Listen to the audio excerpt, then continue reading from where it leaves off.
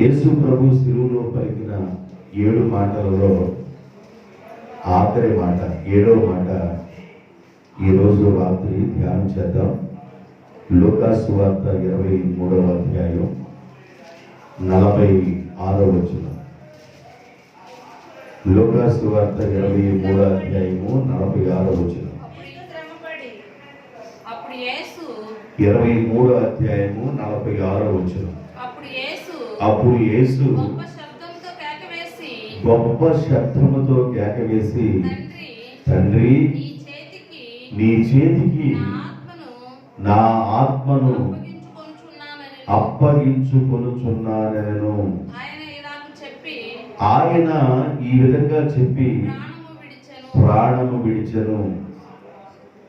యేసు ప్రభు శిలువలో చాలా శ్రేష్టమైన మాటలు ఆఖరి సమయంలో కూడా ప్రజలకు అవసరమైన విషయాన్ని చెప్పడం జరిగింది.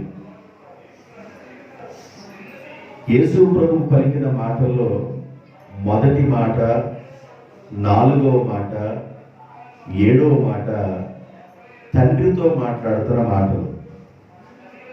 మొదటి మాట, తండ్రి మీరేమి చేయుచున్నారో వీరెరుగురు తండ్రితో మాట్లాడుతున్న మాట. 4వ మాట, నా దేవా నా దేవా నా చెయ్యి ఎందుకు, తండ్రితో పలుకుతున్న మాటలు. మొదటి మాట, 4వ మాట, 7వ మాట యేసు ప్రభు శిలువ మీద పలికిన మాటలు. 7వ మాటలో యేసు ప్రభు ఏం పలికారంటే, తండ్రి నీ చేతికి నా ఆత్మను అప్పగించుకొనుచున్నాను. అంటే అప్పగించుకొనుచున్నాను అంటే దాని అర్థం ఏంటంటే, యేసు ప్రభు సేవ చేసే ఆ రోజుల్లోనే ఒక మాటని జ్ఞాపకం చేశాడు. నేను గొర్రెలకు మంచి కాపరిని గొర్రెల కొరకు ప్రాణం పెడతాను అని మాట్లాడుతున్న సందర్భాల్లో యోహాను సువార్త 10వ అధ్యాయము 18వ వచనంలో ఒక మాటని జ్ఞాపకం చేశారు. ఏమని జ్ఞాపకం చేశారంటే, ఎవడను నా ప్రాణమును తీసుకొనడు, నా అంతట నేనే నా ప్రాణమును పెట్టుచున్నాను. నా ప్రాణమును పెట్టుటకు నాకు అధికారం కలదు. నా ప్రాణమును పెట్టి మరలా తిరిగి తీసుకునేటకు నాకు అధికారం కలదు. నేను ఈ అధికారాన్ని నా తండ్రి వల్ల నేను పొందాను. యేసు ప్రభు భూమి మీద పరిచయం చేసే రోజుల్లో యేసు ప్రభు శిష్యులతో మాట్లాడుతూ, నేను గొర్రెలకు మంచి కాపరి గొర్రెల కొరకు ప్రాణాన్ని పెడతాడు అని మాట్లాడుతున్న సందర్భాల్లో మాట్లాడుకుంటూ ప్రభు కిందకు వస్తూ ఏమంటారంటే, నా ప్రాణాన్ని ఎవరు తీయలేరు, నా ప్రాణాన్ని ఎవరు తీయటానికి వారి వశంలో లేదు. ప్రాణం పెట్టుటకు, ప్రాణమును మరలా తిరిగి తీసుకున్నటకు నాకు అధికారం కలదు. ఇది తండ్రి వల్ల ఆజ్ఞ నేను పొంది ఉన్నాను అన్నాడు. అంటే యేసు ప్రభు శిలువ మీద ప్రాణం పెట్టడంలో, ఆయన శిలువ మరణానికి అప్పగించబడటంలో ఒక అర్థం ఉంది. ఎందుకు యేసు ప్రభు శిలువ మరణానికి అప్పగించాడంటే, ప్రతి మనిషి ధర్మశాస్త్రం కింద ఉన్నారు. యేసు ప్రభు రాకమునుపు ఈ భూమి మీదకి ప్రతి మనిషి ధర్మశాస్త్రం కింద ఉన్నారు. ధర్మశాస్త్రం కింద ఉండటం అంటే దాని అర్థం ఏంటంటే, చాలా ఆజ్ఞలు ఉన్నాయి ధర్మశాస్త్రంలో. ప్రతి మనిషి 100 ఆజ్ఞలలో 99 గైకొని ఒకటి కానీ గైకొనకపోతే ఆ మనిషి అపరాధిగానే ఎంచబడుతూ ఉంటాడు. ధర్మశాస్త్రం వలన ఏ మనిషి నీతిమంతుడిగా తీర్చబట్టలేదు. ధర్మశాస్త్రం వలన ఏ మనిషి నీతిమంతుడిగా తీర్చబడటానికి అవకాశం లేదు. అందుకని యేసు ప్రభు ధర్మశాస్త్రాన్ని నెరవేర్చడానికి వచ్చారు. ధర్మశాస్త్రాన్ని నెరవేర్చడానికి వచ్చి ఆయన ప్రాణాన్ని పెట్టాడు. యేసు ప్రభు శిలువలో కార్చిన రక్తాన్ని బట్టి, ఆ శిలువ రక్తము ద్వారా ప్రపంచ మానవాళికి విమోచన కలిగింది. యేసు ప్రభు శిలువలో కార్చిన రక్తాన్ని బట్టి మన అపరాధములు క్షమించబడ్డాయి, మన పాపములు క్షమించబడ్డాయి, మన రోగాలకు స్వస్థత కలుగుతుంది. కాబట్టి అందుకని యేసు ప్రభు అంటాడు, ఎవడు నా ప్రాణాన్ని తీసేయలేడు. ప్రాణాన్ని పెట్టడానికి నాకు అధికారం ఉంది, ప్రాణాన్ని తిరిగి తీసుకోవడానికి కూడా నాకు అధికారం ఉంది. నా ప్రాణం మీద ఎవరికి హక్కు లేదు. ప్రాణం పెట్టే హక్కు, ప్రాణం తిరిగి తీసుకునే అధికారం నాకు ఉంది. ఇది నేను తండ్రి వల్ల పొంది ఉన్న ఆజ్ఞ. యేసు ప్రభు శిలువలో ప్రాణాన్ని ఎందుకు పెట్టాడు అని అంటే, ఆయన రక్షణ కార్యము సంపూర్ణము చేయడానికి, ప్రతి మానవాళి రక్షణ పొందడానికి, రక్షింపబడటానికి యేసు ప్రభు శిలువలో ప్రాణాన్ని పెట్టాడు.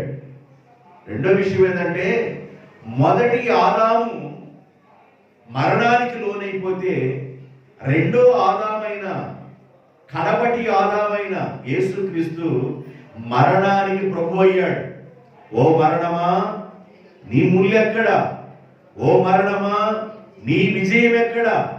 మరణపు ముల్లుని, మరణపు విజయాన్ని దేవుడు శిలువలో తొక్కివేశాడు. మరణం యొక్క బలాన్ని దేవుడు త్రొక్కివేశాడు. మరణం యొక్క బలాన్ని దేవుడు అణిచివేశాడు. ప్రతి మనిషి మరణానికి లోనైపోయి భయములోను ఆందోళనతో జీవిస్తా ఉన్నారు. మత్తయి సువార్త 4వ అధ్యాయం 16, 17, 18 వచనాలు చదువుకుంటూ వెళితే అక్కడ ఒక మాట రాయబడి ఉంది. అక్కడ ఏం రాయబడి ఉందంటే, చాలా మంది చీకటి ఛాయలోను మరణ ఛాయలో ఉన్నారు. చదవండి. నజరేతును విడిచి జబూలీను, నఫ్తాలి ప్రదేశపు ప్రాంతములలో, సముద్రపు తీరమందలి కపెర్నహూమునకు వచ్చి యేసు ప్రభు కాపురమున్న రోజుల్లో జబూలీను అనే దేశము, నఫ్తాలి అనే దేశము, యోర్దానుకు అవతలనున్న సముద్ర తీరమున అన్యజనులు నివసించు గలిలయయు చీకటిలో కూర్చున్న ప్రజలను గొప్ప వెలుగు చూసిరి. మరణ ప్రదేశములోను, మరణ నీడ కింద, మరణ ఛాయల కింద, మరణపు భయముల కింద కూర్చున్న వారు వెలుగు ఉదయించును. యేసు ప్రభు మరణపు ఛాయల్ని, మరణపు యొక్క నీడల్ని, మరణపు యొక్క ముళ్ళుని, మరణం యొక్క బలాన్ని ఎత్తివేయడానికి యేసు ప్రభు ప్రాణాన్ని పెట్టవలసి వచ్చింది. తండ్రి, నా ఆత్మను నీ చేతికి అప్పగించుకొనుచున్నాను. ఆయనే అప్పగించుకునేవాడు. నా ప్రాణాన్ని ఎవరు తీయడానికి అధికారం లేదు. ప్రాణం పెట్టుటకు, ప్రాణము తిరిగి తీసుకున్నటకు నాకు అధికారం ఉంది. ఇది నేను తండ్రి వల్ల పొందాను కనుక ఇక్కడ 7వ మాటని పలుకుతూ, ఆఖరి మాటను పలుకుతూ యేసుప్రభు అంటాడు, నా ప్రాణమును నీకు అప్పగించుకొనుచున్నాను. ఆయనే అప్పగించుకొనుచున్నాడు.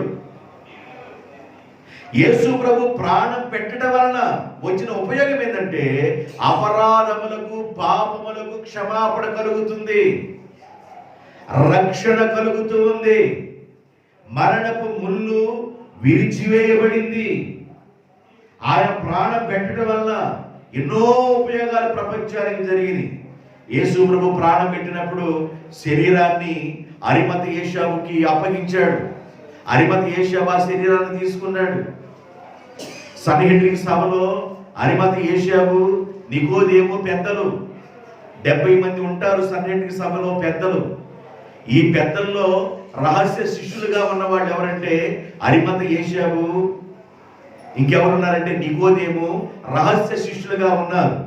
యేసు ప్రభు ప్రాణం పెట్టినప్పుడు, ఇంచుమించు 3 గంటలైంది. ఎన్ని గంటలండి? ఇంచుమించు 3 గంటల సమయం అయింది. అది మంచి శుక్రవారము. ఒకరు నన్ను ఒక ప్రశ్న వేశారు, యేసు ప్రభు శిలువలో మరణించటం, యేసు ప్రభు ఆ విధంగా చిత్రహింసలు చేయబడటం, యేసు ప్రభు మొఖాన ఉమ్మూయటం, యేసు ప్రభు గడ్డాన్ని లాగటం, యేసు ప్రభుని గుద్దటం, ఆయన శరీరం సాడుగా దున్నబడటం, ఆయన వీధుల్లో తిప్పటం, ఇది మంచి శుక్రవారం ఎట్టగైంది అని ఒకళ్ళు అడిగారు నన్ను. పాపం ఒక అమ్మాయికి తెలిసి మాట్లాడితే యేసు ప్రభు ఆ మంచి కార్యం చేశాడు కనుక ఈరోజు ప్రపంచానికి రక్షణ వచ్చిందమ్మా. యేసు ప్రభు రక్తాన్ని చిందించాడు కనుక ఆయన రక్తం వలన నీతిమంతులుగా తీర్చబడుతున్నాము. ధర్మశాస్త్రం మూలంగా నీతిమంతులుగా తీర్చబడడానికి ఏ మనిషికి అవకాశం లేదు. కాబట్టి యేసుక్రీస్తు రక్తం వలన నీతిమంతులుగా తీర్చబడడానికి దేవుడు అవకాశం కలుగు చేశాడు. ప్రపంచంలో ఉన్న 7 ఖండాల ప్రజలకు దేవుడు తన రక్షణను తీసుకొని వచ్చాడు ఆయన ప్రాణం పెట్టడం ద్వారా. ఇంచుమించు 3 గంటల సమయం అది. ఆ రోజు శుక్రవారం 6 గంటల తర్వాత శనివారంలోకి వెళ్ళిపోతారు. సాయంకాలం 6 గంటల తర్వాత శనివారంలోకి వెళ్ళిపోతారు. మనకి ఎప్పటి నుండి మనం స్టార్ట్ అయిందంటే మనకి ఉదయం 6 గంటల నుండి మరలా తిరిగి 6 గంటల వరకు, ఉదయం 6 గంటలతో మనకి రోజు స్టార్ట్ అయితే వాళ్ళకి సాయంకాలం 6 గంటలకి రోజు స్టార్ట్ అయింది. బైబిల్ నియమం అది. ఆదికాండం 1వ అధ్యాయంలో తిరగేబాకండి. అస్తమయమును ఉదయము కలుగగా ఒక దినము. అంటే బైబిల్ ప్రకారం ఒక రోజు ఎప్పుడు స్టార్ట్ అవుతుందంటే అస్తమయము అంటే సాయంకాలం 6 గంటలకు స్టార్ట్ అయింది. సాయంకాలం 6 గంటలకు స్టార్ట్ అయిందండి. మరి 3 గంటలకు ప్రాణం పోయింది. 6 గంటల కల్లా ఈ లోపే యేసు ప్రభుని బరియలు చేయాలి. యేసు ప్రభుని భూస్థాపన చేయాలి. యేసు ప్రభుని భూస్థాపన చేయాలంటే అప్పటికే రోమా సామ్రాజ్యంలో ఉన్న వాళ్ళు మరి చాలా మంది చాలా కోపంగా ఉన్నారు. యేసు ప్రభుని సిలివేసేంత వరకు ఆయన కళ్ళల్లో ఉన్న కారం, కళ్ళల్లో ఉన్న మంట పోలా. యేసు ప్రభుని శిలువ మరణానికి అప్పగించేంత వరకు చాలా విధానాలుగా చాలా ప్రయత్నాలు చేశారు. శిష్యులు భయపడేటోళ్ళు పారిపోయారు. యేసు ప్రభు శిలువ ఎదుట మరి వారి తల్లి అయిన మరియా, ఇంకా స్త్రీలు మాత్రమే ఉన్నారు. ఎవరు ఏం చేయాలో అర్థం కావట్లా. ఆ రోజుల్లో రహస్య శిష్యులుగా ఉన్న అరిమత యేసేపు, రహస్య శిష్యులుగా ఉన్న నికోదేము ధైర్యం చేయడం ప్రారంభించారు. ధైర్యం చేయడం అంటే దాని అర్థం ఏంటంటే కత్తి మీద సాము లాంటిది.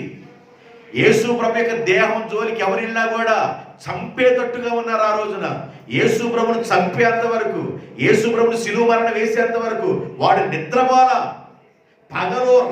పగలో రాత్రి యేసుని ఎలాగ సిలివేయాలి, యేసుని ఎలాగ చంపాలి, యేసుని ఎలాగ మనకు అడ్డు లేకుండా ఎత్తివేయాలని ఇదే ఆలోచన, వారి ఆలోచన నెరవేర్చుకున్నారు. అయితే యేసు ప్రభు 3 గంటల సమయంలో ఆఖరి మాట పలికి, తండ్రి నా ఆత్మ నీకు అప్పగించుకొనుచున్నానయ్యా అని ఎప్పుడైతే పలికి ప్రాణాన్ని వదిలేశాడో, శిలువ మీద నుంచి దించడానికి దగ్గరలో ఎవరు లేరు, స్త్రీలు ఉన్నారు. ఒకసారి ఆ సమాధి, ఆ సిలువేసిన ఆ విధానాన్ని, ఆ గొల్గొతా కొండని ఒక్కసారి మీ మనసులో ఊహించుకుంటా చూడండి. ఆ కొండ మీద యేసు ప్రభు ప్రాణాన్ని విడిచి ఆ సిలువలో ఉన్నాడు. ఆకాశం అంతా నల్లటి కారుమయ మేఘాలు కమ్మిని, పరిస్థితుల్ని తారుమారుగా ఉన్నాయి. ఏమి చెయ్యాలి? ఒక సామాన్యమైన మానవుడు యేసు ప్రభుని సిలువ మీద గారిని దించినట్లయితే అతనికి కూడా సిలువ మరణాన్ని శిక్ష చేసేవాడు. ఏమి చేయాలి? అప్పుడు అరిమత యేసేపు ఏది ఏమైతే అవని, ఇప్పటి వరకు రాజు శిష్యులుగా ఎదిగాం, ఏది ఏమైనా జరగని ధైర్యం చేసి చాలా స్పీడ్గా, ఎందుకంటే 3 గంటల ప్రాణం వదిలేడు. మళ్ళీ సాయంకాలం 6 గంటలకి విశ్రాంతి దినం ప్రారంభమైంది. విశ్రాంతి దినంలో ఎవరు ఏ పని చేయకూడదు. విశ్రాంతి దినంలో భూస్థాపన చేయకూడదు. విశ్రాంతి దినంలో ఎవరు ఏ పని చేయకూడదు. అందువల్ల విశ్రాంతి దినానికి ముందుగానే యేసు ప్రభుని సమాధి కార్యక్రమం చేయాలి. 3 గంటల వ్యవధి ఉంది.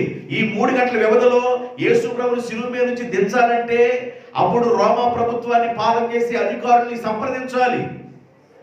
పిలాతు దగ్గరికి వెళ్ళాడు. పిలాతు దగ్గరికి పరుగున వెళ్ళి యేసు ప్రభు దేహాన్ని నాకు అప్పగించండి అయ్యా, యేసు ప్రభు దేహాన్ని నాకు అప్పగించండి.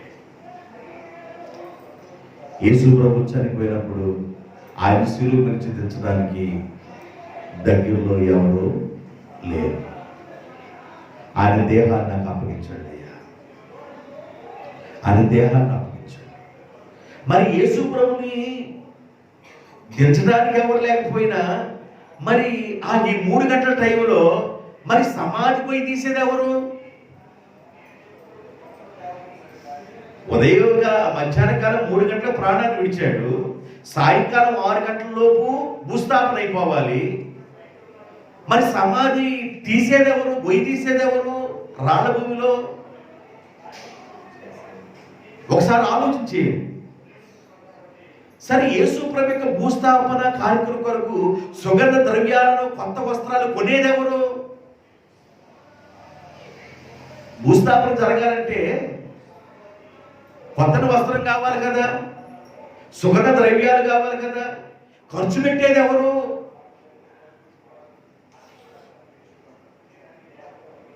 ఇలాంటి ఘోరమైన పరిస్థితి అక్కడ సంభవిస్తా ఉంది. దాని మొత్తానికి ఖర్చు అరిమత యేషయ్య పెట్టుకున్నాడు. దేవునికి స్తోత్రం. ఆయన ముందుగా తొలిపించుకున్న సమాధిలో, క్రొత్త సమాధిలో యేసు ప్రభు యొక్క దేహాన్ని పెట్టడానికి ఇష్టపడ్డాడు. డబ్బుని హెచ్చించాడు, ప్రాణానికి తెగించి పిలాతు గవర్నర్ దగ్గరికి వెళ్ళి మాట్లాడాడు. రోమా చక్రవర్తులు, రోమాల ప్రాంతంలో ఉన్నవారు, యూదులు చాలా కసితో ఉన్నారు, చాలా కోపంతో ఉన్నారు, యూదులు మండిపడతా ఉన్నారు. యేసు ప్రభు ఈ కార్యక్రమాలను ఎవరు చేస్తారో చూస్తా ఉన్నట్లుగా కాస్త డబ్బు కలిగిన వ్యక్తి, పేరు కలిగిన వ్యక్తి, సన్హెద్రిన్ సభలో మరి ఆయన సభలో గౌరవించబడిన ఒక వ్యక్తిగా మెంబర్గా ఉన్నాడు. చాలా కార్యక్రమాలన్నీ చాలా త్వరగా చేసి 6 గంటల్లోపే భూస్థాపన కార్యక్రమం చేశారు. ఈ మాటలు జాగ్రత్తగా వినండి. 7వ మాట యేసు ప్రభు శిలువ మీద పలికి ఏమన్నాడంటే, నా ఆత్మను నీకు అప్పగించుకొనిచున్నాను. ఈ మాట అనకముందే దేవుడు ఈ మాట శిలువ మీద పలకమునిపే, శిలువ మీదకి వెళ్ళకమునిపే యేసు ప్రభు యోహాను సువార్త 17వ అధ్యాయంలో 4వ వచనంలో ఒక మాటని జ్ఞాపకం చేశాడు. 17వ అధ్యాయము 4వ వచనం, చేయుటకు తండ్రి, నేను ఏ పని చెయ్యాలని నువ్వు నన్ను పంపించావో ఆ పనిని నేను సంపూర్ణముగా నెరవేర్చి భూమి మీద నేను నిన్ను మహిమపరిచితిని. తండ్రి, నాకు ఏ పనైతే ఏ బాధ్యత అప్పగించావో ఆ పని మొత్తాన్ని నెరవేర్చానయ్యా, ఆ పని మొత్తాన్ని చేశానయ్యా, దాన్ని నేను నెరవేర్చానయ్యా అని ప్రభు ఆఖరి మాటలు జ్ఞాపకం చేసుకున్నాడు. నీవు నన్ను పంపిన పని సంపూర్ణంగా చేశానయ్యా, నా పని సంపూర్ణమైంది. కాబట్టి యేసు ప్రభు ప్రాణం పెట్టినప్పుడు అండి, సిలువలో ప్రాణం పెట్టినప్పుడు, నా తండ్రి, నా ఆత్మ నీకు అప్పగించుకొనిచున్నానయ్యా. యేసు ప్రభు సిలువలో నా ఆత్మ నీకు అప్పగించుకొనిచున్నానని పలుకుతాడని కొన్ని వందల సంవత్సరాలకు ముందుగా భక్తుడైన దావీదు గారు ప్రవచించారు. భక్తుడైన దావీదు గారు కీర్తన గ్రంథం 31వ కీర్తన 5వ వచనంలోను 16వ కీర్తన 10వ వచనంలో ప్రవచించారు. నా ఆత్మను నీ చేతికి అప్పగించుచున్నాను. కీర్తనలో పలుకుతున్న దావీదు గారు ప్రవచనం యేసు ప్రభు యొక్క కాలంలో చివరి ఆఖరి మాటలో కనబడుతున్న మాట ఇది. నా ఆత్మను నీ చేతికి అప్పగించుకొనుచున్నాను. యెహోవా సత్యదేవ, నన్ను విమోచించేవాడు నీవే. నా ఆత్మను నీ చేతికి అప్పగించుకొనుచున్నానయ్యా, నన్ను విమోచించేది నీవే. ప్రాణం పెట్టడానికి, తిరిగి తీసుకోవడానికి నీ వల్లే నేను ఆజ్ఞ పొంది ఉన్నాను. నన్ను విమోచించేవాడు నీవే. 16వ అధ్యాయం 10వ వచనం, ఎందుకనగా నీవు నా ఆత్మను పాతాళములో విడిచిపెట్టవు, నీ పరిశుద్ధుణ్ణి కుళ్ళు పట్టనీయవు. అయ్యా, నా ఆత్మను పాతాళంలో విడిచిపెట్టవు, నీ పరిశుద్ధుణ్ణి నీవు కుళ్ళు పట్టనీయవు.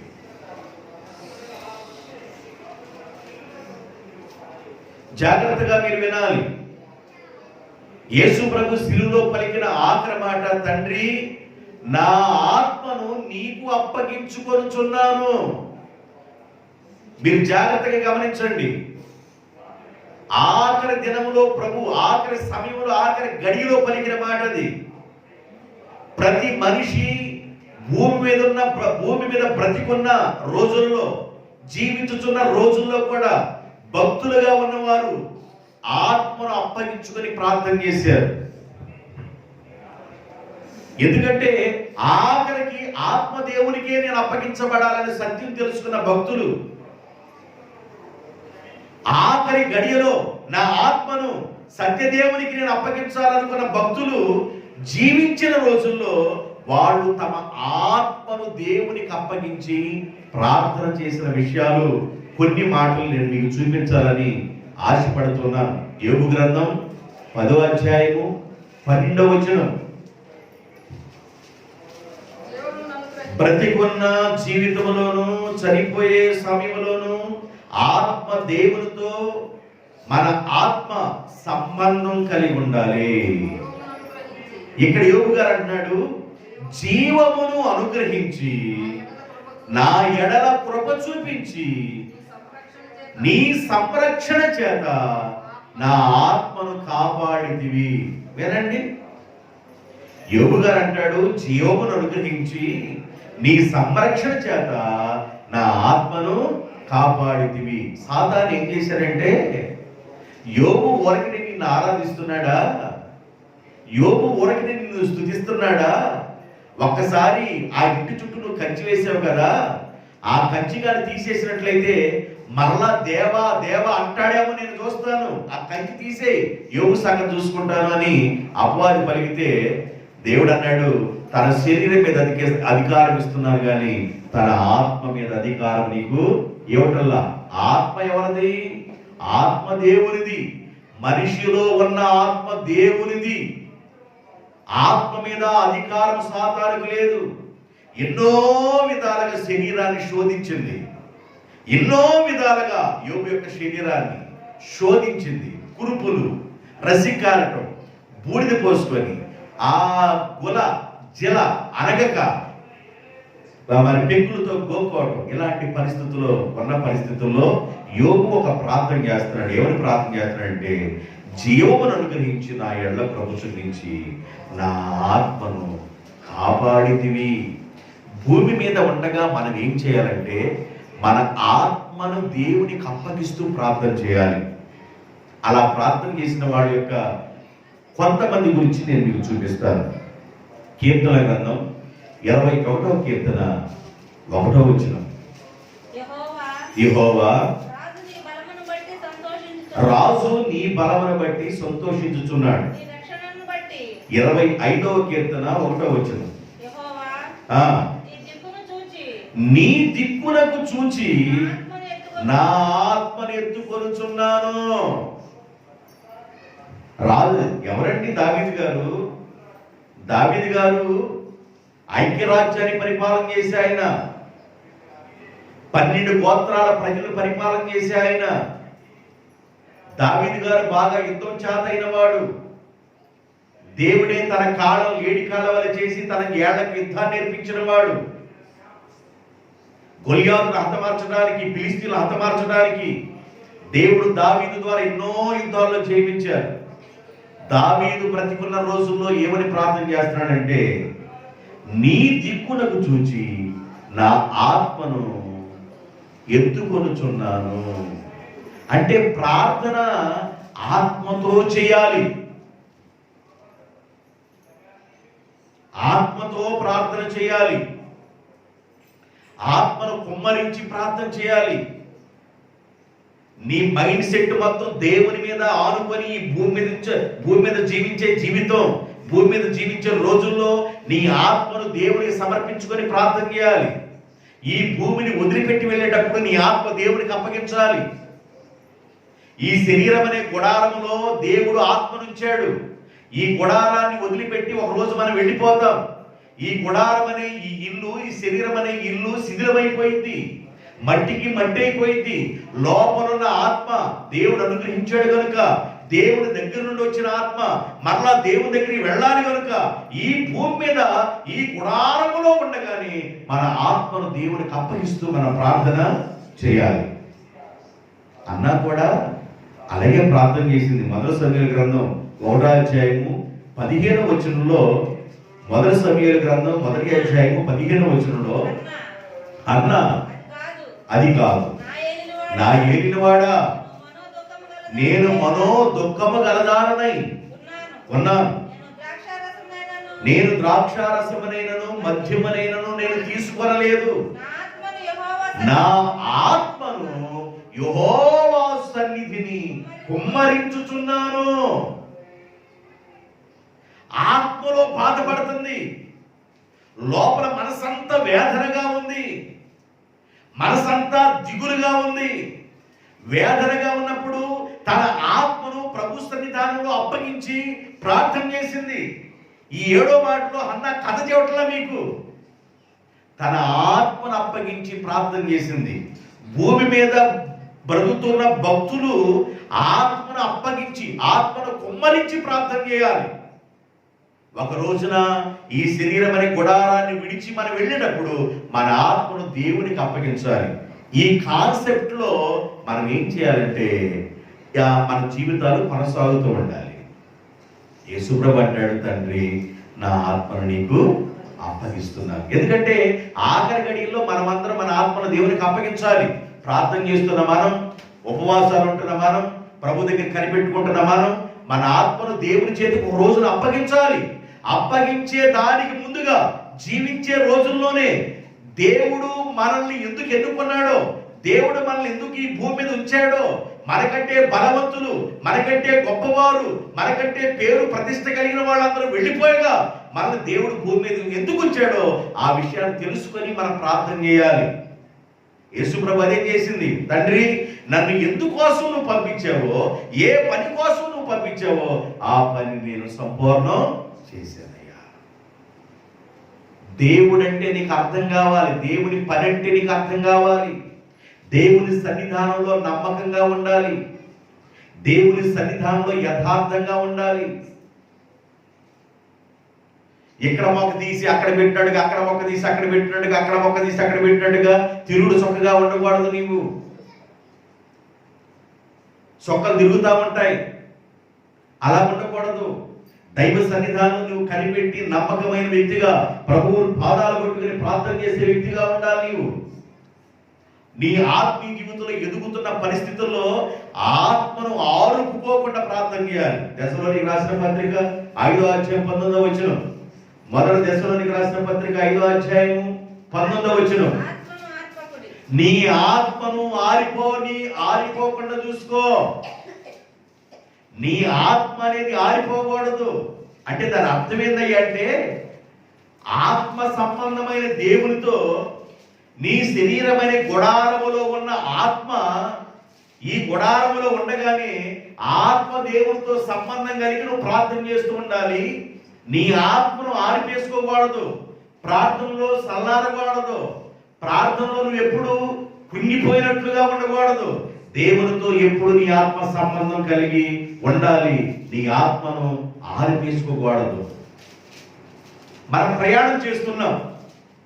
ఈ ప్రయాణంలో ఏ సంవత్సరము మన ప్రయాణం ముగించబడుతుందో, ఏ వయసులో మన ప్రయాణం ముగించబడుతుందో, ఎన్ని సంవత్సరాలకి ప్రభు మన పిలుస్తాడో మనకి తెలియదు కనుక ఈ శరీరం అనే ఇంటిలో, ఈ శరీరం అనే గుడారములో దేవుడు తన ఆత్మను ఉంచాడు కనుక ఆత్మ దేవునితోనే మనం ఈ గుడారములో ఉండగా సంబంధం కలిగి ఉండాలి.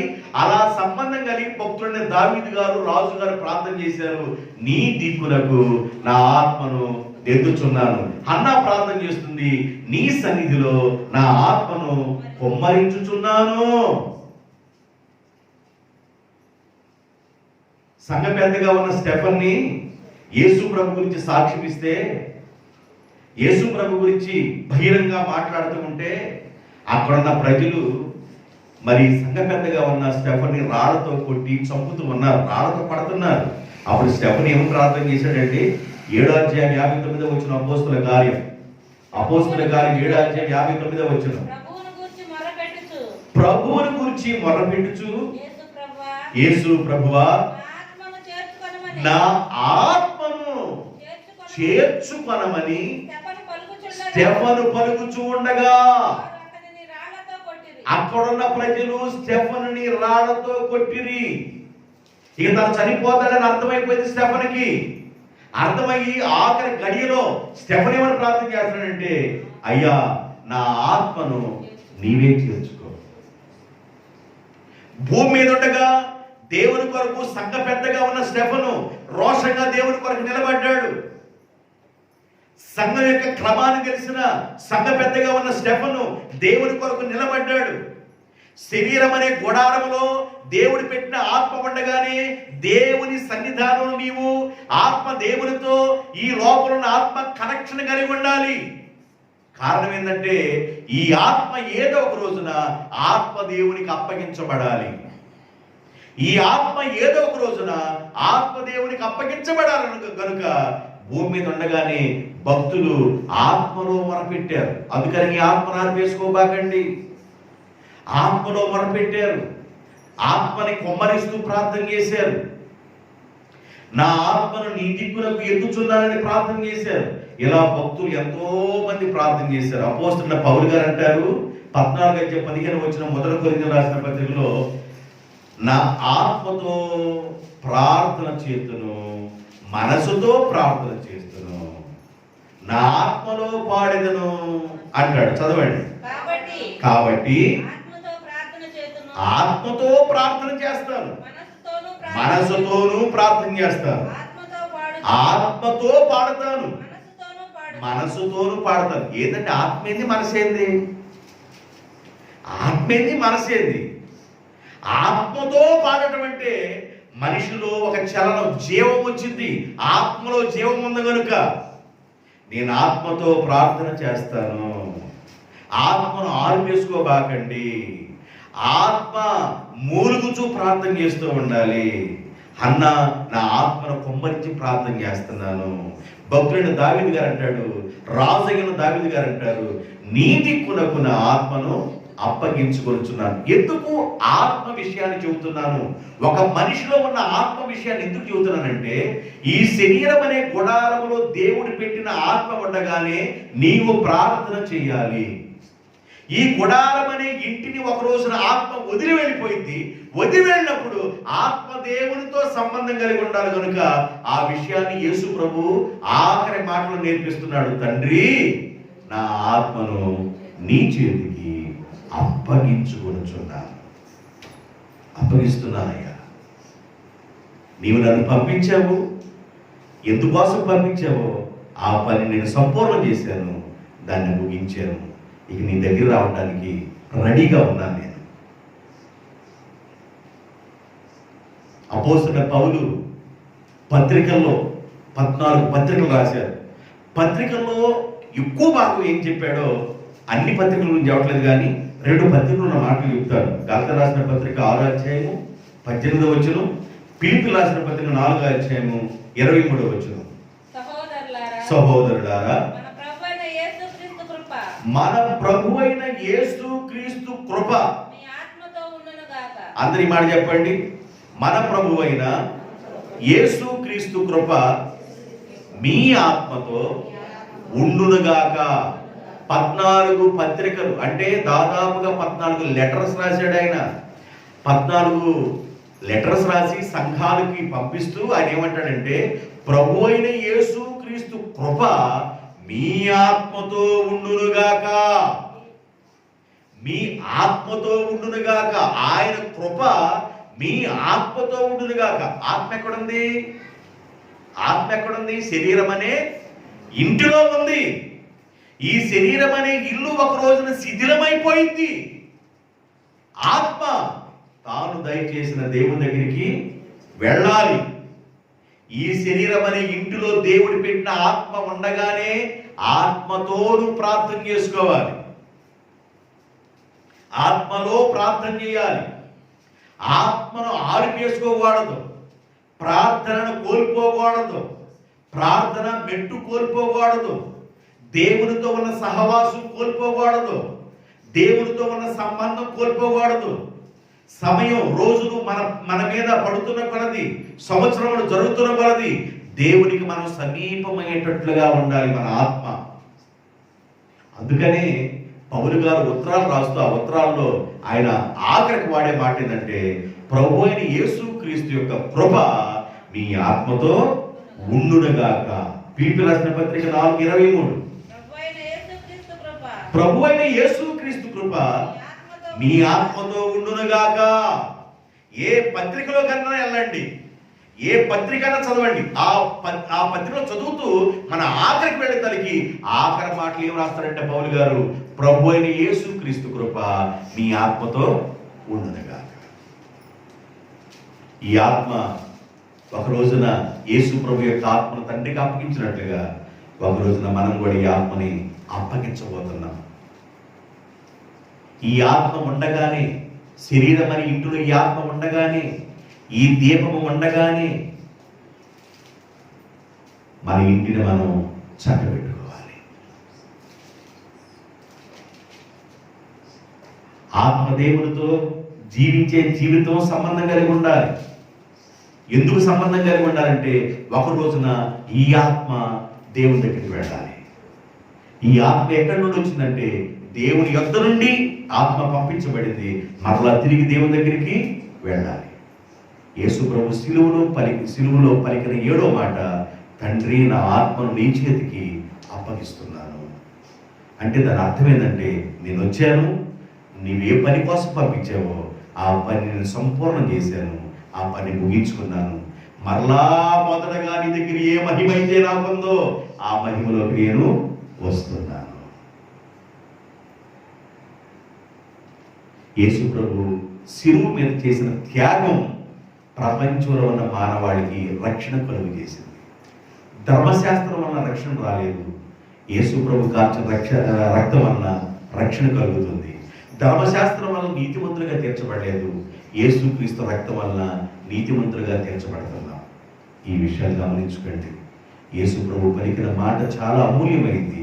తన ప్రాణం మన కొరకు పెట్టడం ద్వారా, తన ప్రాణాన్ని, తన ఆత్మను దేవునికి అప్పగించడం ద్వారా, తను చనిపోవటం ద్వారా మనకు వచ్చిన విజయం ఏంటంటే మరణపు ముళ్ళును దేవుడు విరిచివేశాడు.